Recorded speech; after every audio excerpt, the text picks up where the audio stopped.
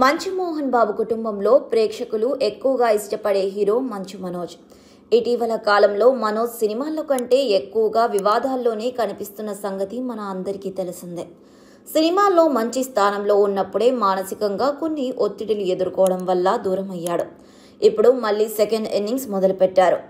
తేజ సజ్జా హీరోగా నటిస్తున్న భారీ బడ్జెట్ చిత్రం మిరాయ్లో విలన్ గా నటిస్తున్న మంచు మనోజ్, బెల్లంకొండ శ్రీనివాస్ హీరోగా నటిస్తున్న భైరవం చిత్రంలో కూడా విలన్ గా నటిస్తున్నాడు.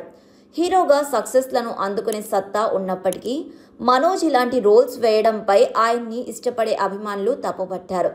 ఇక కేవలం విలన్ రోల్స్ కి పరిమితం అవుతాడేమో అని అనుకున్నారు. కానీ ఆయన హీరోగా కూడా సినిమాలు చేసేందుకు సిద్ధంగా ఉన్నాడు.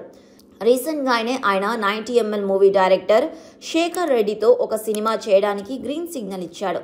ఈ చిత్రానికి అత్తరు సాయిబో అనే టైటిల్ ఫిక్స్ చేశారు.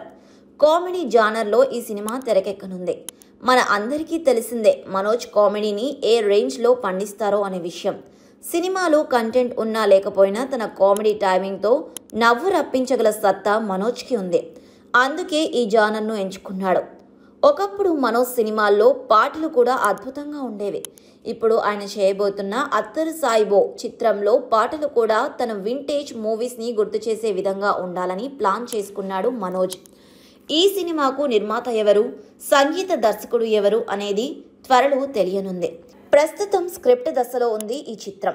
ఈ చిత్రానికి ముందు మనోజ్ హీరోగా వాట్ ద ఫిష్, అహం బ్రహ్మస్వి చిత్రాలను మొదలుపెట్టాడు మనోజ్. కానీ ఎందుకో ఆయన ఆ చిత్రాలను ముందుకు తీసుకెళ్లలేకపోయాడు.